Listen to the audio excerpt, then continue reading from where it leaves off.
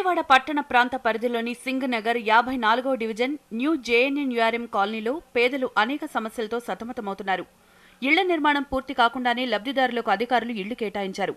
సౌకర్యాలు కూడా పూర్తిగా కల్పించలేదు.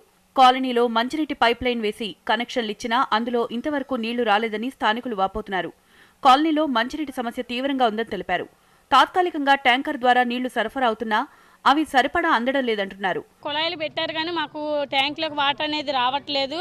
చాలా ఇబ్బంది పడుతున్నాం. పైనుంచి త్రౌ స్టేర్లోంచి దిగాలంటే ముసలి వాళ్ళు ముతక వాళ్ళు ఉన్నారు. మరి వాళ్ళు చాలా ఇబ్బంది పడుతున్నారు. మరి వాటర్ సదుపాయం కూడా పైపుల్లోకి రావాలని మేము అనుకుంటున్నాము. కనీసం కాళ్ళు కడుక్కోవడానికి మంచిలు రావడానికి కూడా ఎక్కడ కూడా బోరింగ్ పంపుల్లో దయించి ఇక్కడ బోరింగ్ పంపులైనా 2 వేయించండి. దానివల్ల కూడా మాకేమైనా ఉపయోగం ఉంటుంది. కాలనీలో డ్రైనేజ్ కోసం తీసిన గుంతలు ప్రమాదాలకు నిలయంగా మారాయి. కాలనీ పక్కనే సివరేజ్ ట్రీట్మెంట్ ప్లాంట్ ఉండడంతో పాటు పేరుకుపోయిన చెత్తా చెదారంతో దోమలు పెరిగి రోగాలొస్తున్నాయని ఆవేదన వ్యక్తం చేస్తున్నారు. పిల్లలకి దోమలు కుట్టేసి చాలా హాస్పిటల్కి తీసుకెళ్లడము చాలా ఖర్చు అవుతుంది. చాలా ఇబ్బంది అనేది ఉంటుంది. ఆ పైపులకి క్యాప్లు తీసేసి వదిలేస్తున్నారు.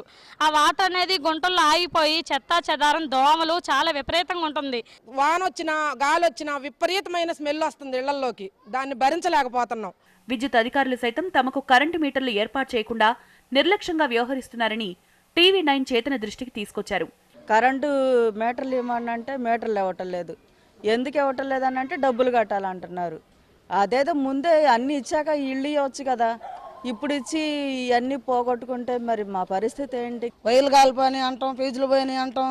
ఇదే సరిపోతుంది తప్ప మాకు ఇదేం లేదండి. ఎన్ని పోతున్నాయో, ఫ్యాన్లు తగలబడిపోతున్నాయి, కూలర్లు పోతున్నాయి, ఫ్రిడ్జ్లు పోతున్నాయి, ఇంట్లో వస్తువులన్నీ ఇలా ఎలక్ట్రిక్ మొత్తం పాడైపోతుంది కరెంటు వల్ల. మీటర్లు వెంటనే ఇచ్చేస్తున్నారు. ఇంతవరకు మీటర్లు లేవు. ఏదో అన్అఫీషియల్గా కరెంటు వాడుతున్నాం. అదేమో ఎప్పుడు పోతుందో తెలియదు. పోయినప్పుడల్లా ఫ్యాన్లు పోతాయి, ఇంట్లో ఉన్న సామాను మొత్తం ఖరాబ్ అయిపోతున్నాయి.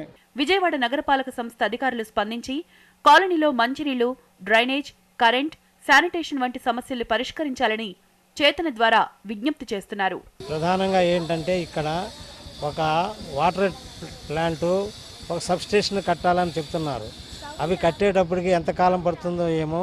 ఇప్పుడు మెయిన్ కావాల్సింది ఇక్కడ కాలనీ వాసులకు అందరికీ కూడా వాటరు, తర్వాత ఈ కరెంటు తేపకి పోవటం వల్ల మాకు చాలా ఇబ్బందిగా ఉంది.